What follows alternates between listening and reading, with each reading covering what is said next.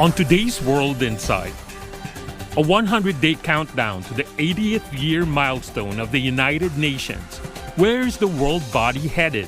We'll take stock of its achievements and direction from top executives, including UN Special Advisor Selwyn Hart on climate action and UN Secretary General Antonio Guterres, as we present a special series, United for the Future, the UN at 80.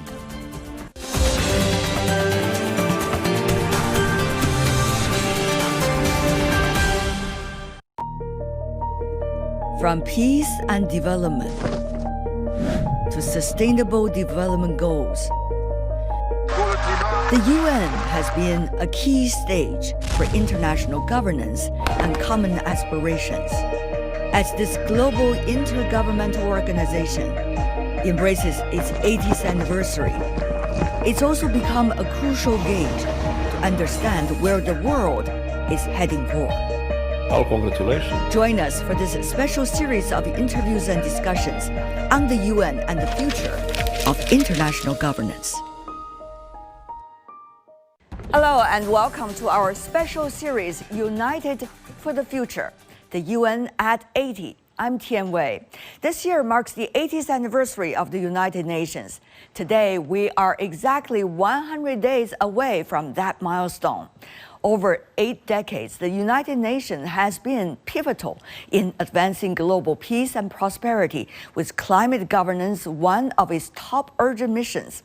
As climate disasters grow more frequent and severe, the need for action has never been greater.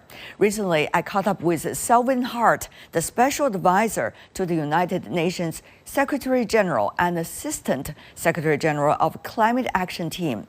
In our conversation, he stressed the urgent need to accelerate renewable energy adoption and build climate-resilient systems. He also talked about China's success in energy transition and called on all nations to commit to a low-carbon future. Let's hear his insights. Mr. Assistant Secretary General, what a pleasure to see you in Beijing. Thank you. Selwyn, you've been having a lot of conversations with your Chinese counterpart. What is your latest takeaway of this trip?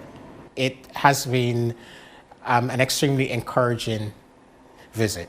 Firstly, it is clear that China remains firmly committed to multilateralism and the Paris Agreement. China is fully invested in the success of COP30, and we're just a few months away from this really important and historic COP.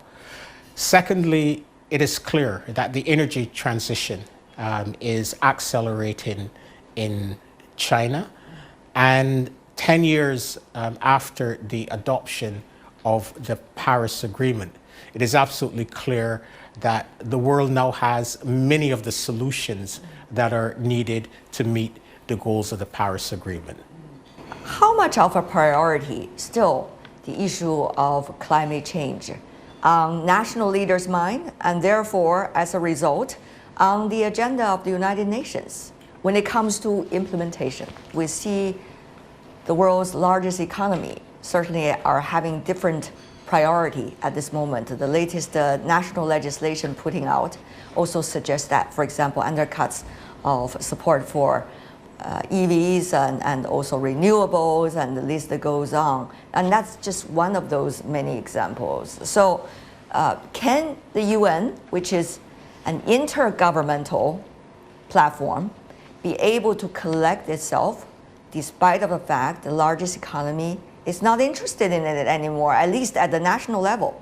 Well, climate remains at the top of the agenda of the United Nations. At the beginning of this year, the Secretary General delivered his annual priorities speech, and climate change was one of his major priorities. And he continues to engage with leaders.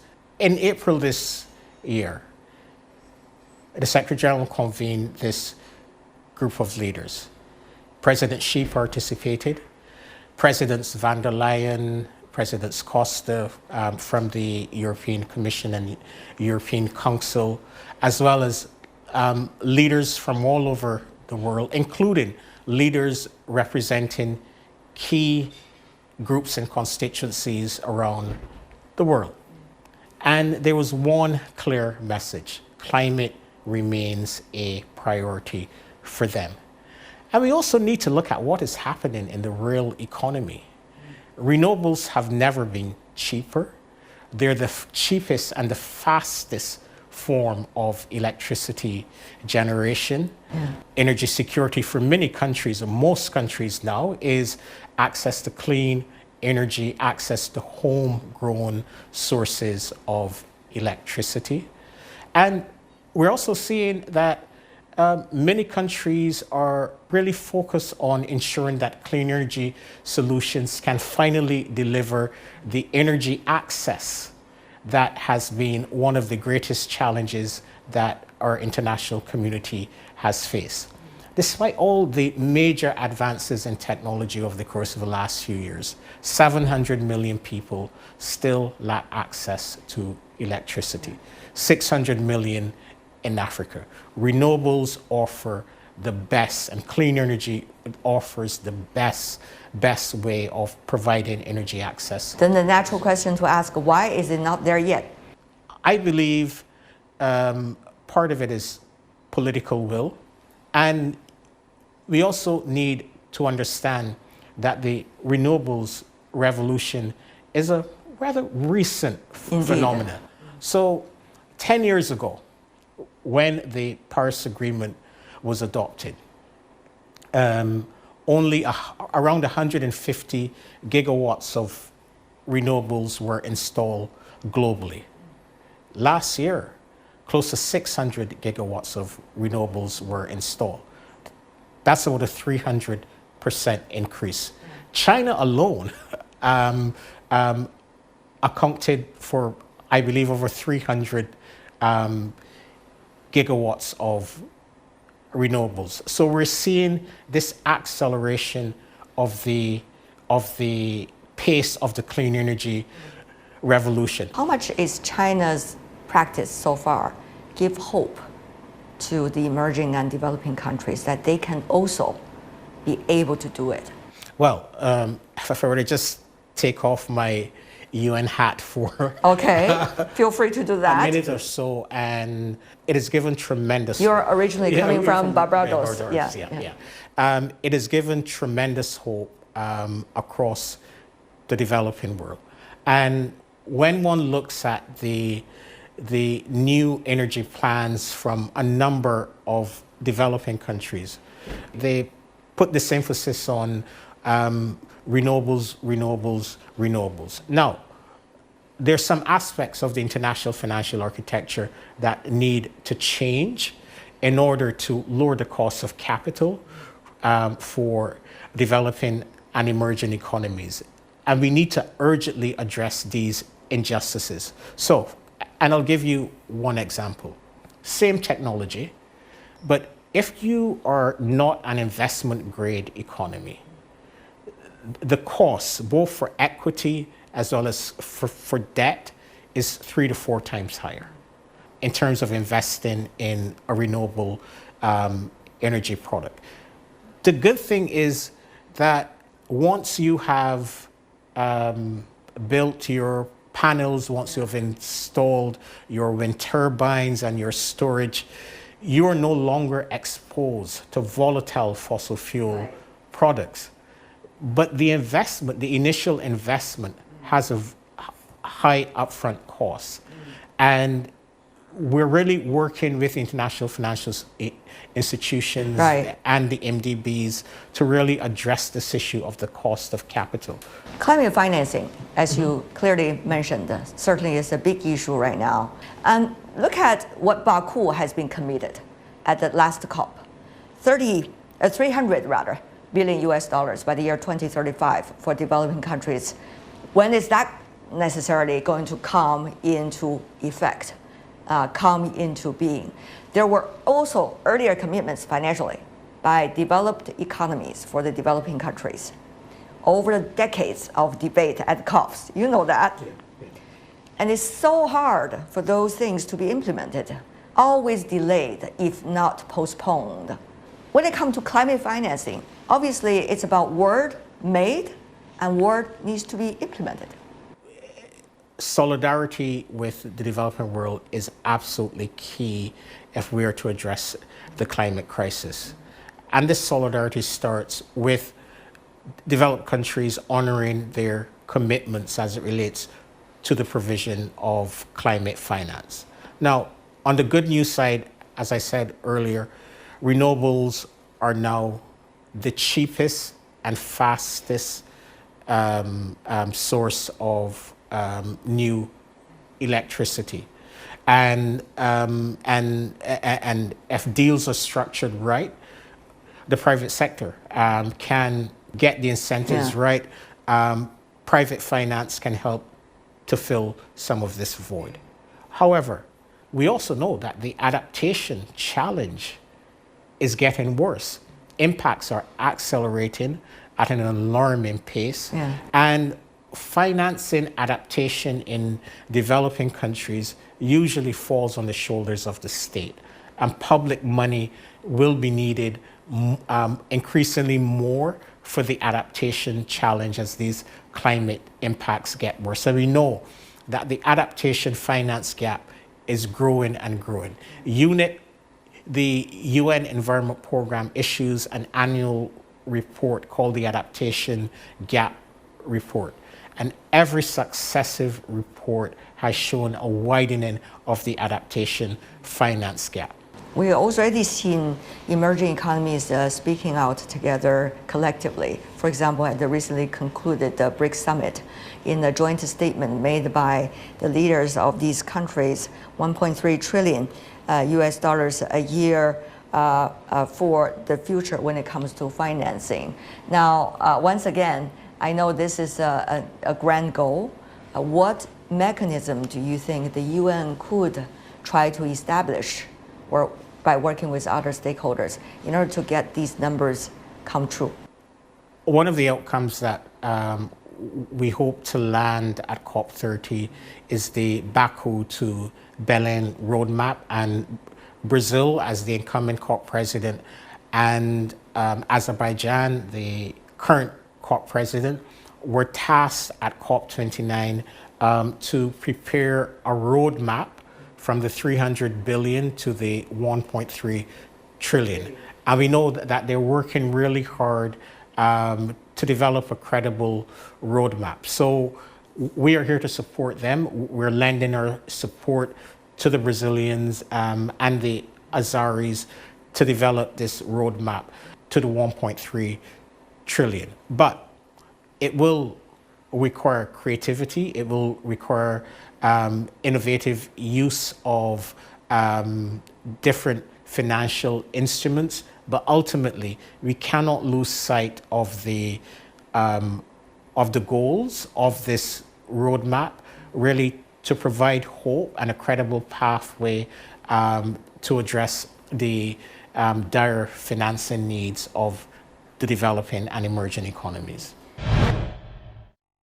Some countries, their policies flip-flop every several years. How much do you see as the UN, as an intergovernmental platform, be able to deal with these policy uncertainties coming from individual national governments? Despite what might be happening in individual countries, the global trend is clear.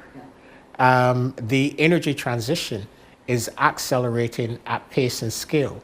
So despite what might be happening in one or a few countries, the global trends are clear. And we're seeing the pace of the energy transition accelerate across the world. We're seeing clean energy increase as a share of the economies in all of the major economies. In China, it's now 10% of total GDP. And last year, it was a quarter of GDP growth. And we're seeing this in the European Union.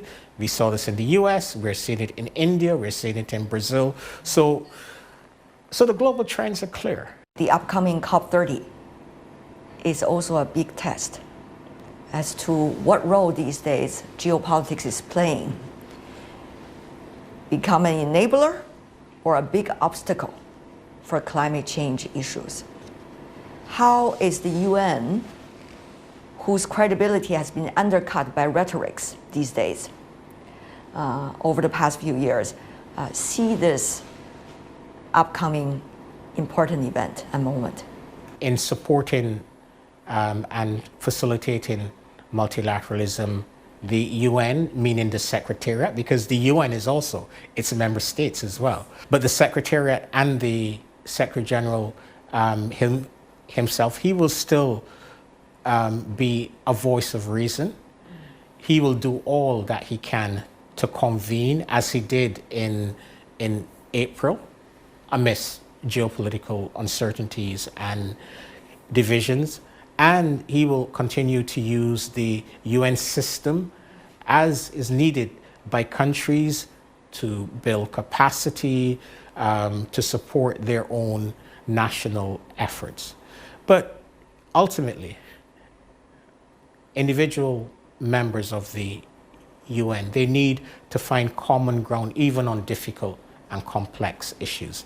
There's only so much that the Secretariat can do. Ultimately, it requires leadership, strong leadership from the member states. And in his speech in April, President Xi said, once we enhance confidence, solidarity, and cooperation, we will be able to overcome these headwinds.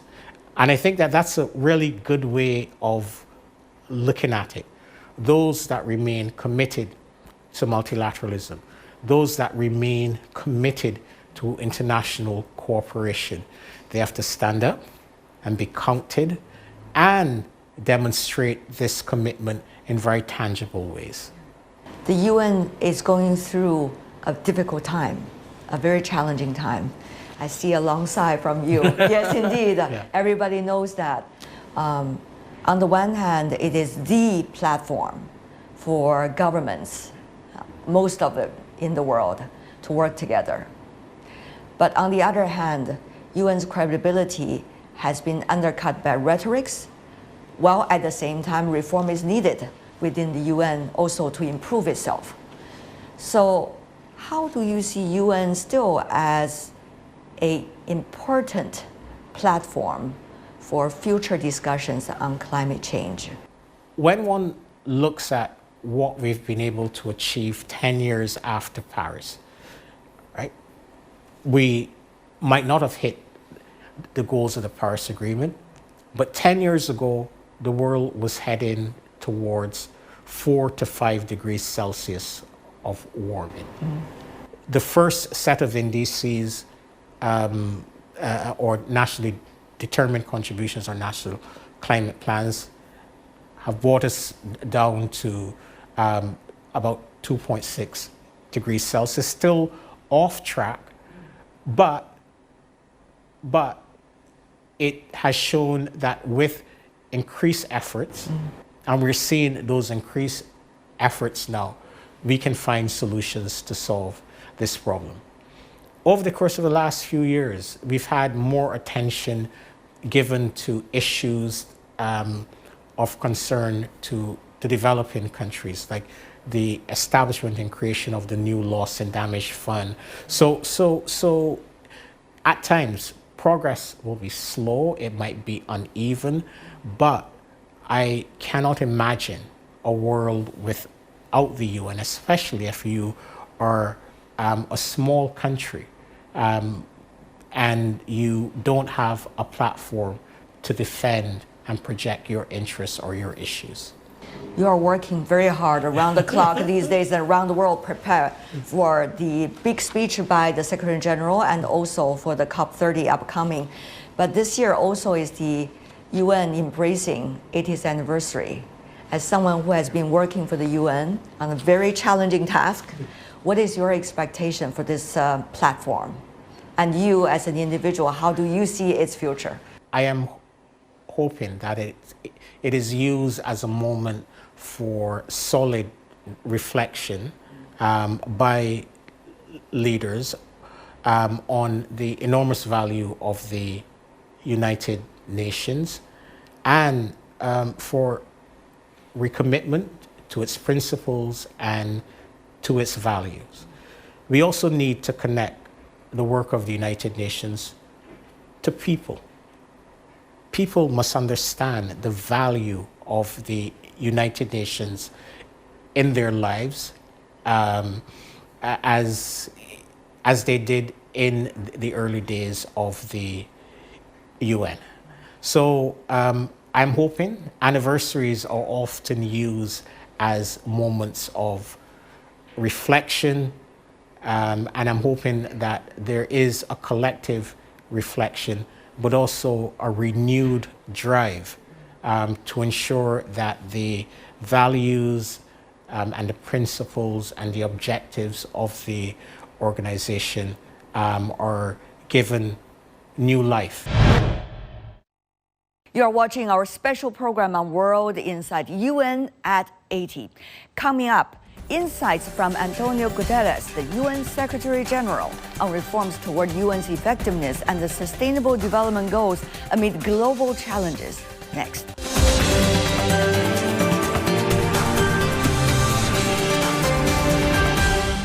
Welcome back. This is World Inside, our special series, United for the Future, the UN at 80. I'm Tian Wei. This year marks the UN's 80th anniversary, a moment to reflect on its enduring role in global governance. While its contributions are widely recognized, emerging global challenges have raised questions about its effectiveness. At a recent informal plenary meeting, Secretary General Antonio Guterres reaffirmed the UN's commitment to collective action, stating that it is not a la carte menu. He also noted significant gaps in achieving the Sustainable Development Goals. As the UN navigates these challenges, how can it adapt to remain effective and drive sustainable progress? Here is our earlier one-on-one conversation with His Excellency, the UN Secretary General. We have been seeing from the United Nations, you personally even trying to make the commitment and push countries forward in terms of sustainable development goals. For example, about energy transition, which is so crucial. Mr. Secretary General, you and your colleagues have been working with governments to design the goals for the 2050, for example, particularly recently. How are we going to implement them? What are some of the consensus that you see among economies and countries? No, we are not yet moving as fast as we should. We must absolutely keep the growth of temperature at 1.5 degrees until the end of the century. I think we'll have some overshooting in the next few years, so it's absolutely essential to limit as much as possible that overshooting and to make it disappear as quickly as possible. But the truth is that emissions are still growing. So it's vital to have a drastic reduction of emissions in this decade. It is vital to move into the progressive phase out of fossil fuels, and it is vital to increase the investments in renewables and the transformation of the economies and the societies. And there are two very important things that are happening in China. One is, of course, the massive investment in renewables. You reached already the target for 2030. And the second is the huge multiplication of electric cars, in which now you produce more electric cars. You saw them on the road today, right? Cars. Yeah. Having said so, China, because of the dimension of your economy, and because obviously you became, to a large extent, the factory of the world, China has also a huge effort to make in reduction of emissions in the next few years.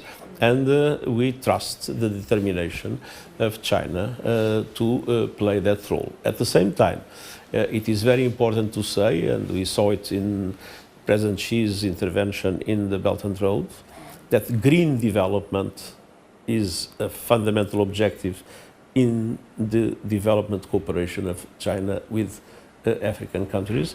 And we see it again, the importance that is attributed by China to the sustainable development and to the green development as a fundamental vector of that cooperation. We see as the world changes, there are different ideas as to how the earlier rules can be abided by and whether there can be updates of the global rules. But at the same time, more self-interest as well. For example, about this, what you consider as a very crucial energy transition. We see different governments are having very different decisions, and sometimes the pace of movement can be delayed by one country's national interest, while their consensus can be harder to be reached. Mr. Secretary General, how optimistic do you have to be in your daily work? Jean Monnet used to say he was not optimistic nor pessimistic, he was determined. Okay. And I'm determined to convince all governments that the most important national interest is to defeat climate change. I was in Shanghai. The secretary of the party in Shanghai was explaining to me that meaningful investment is already being made to protect in relation to the rising sea level. When I was in the Pacific, the rising sea level was a major concern. I saw communities that had to move from the coast further inland, with destruction taking place at coastal areas. Some islands might even disappear.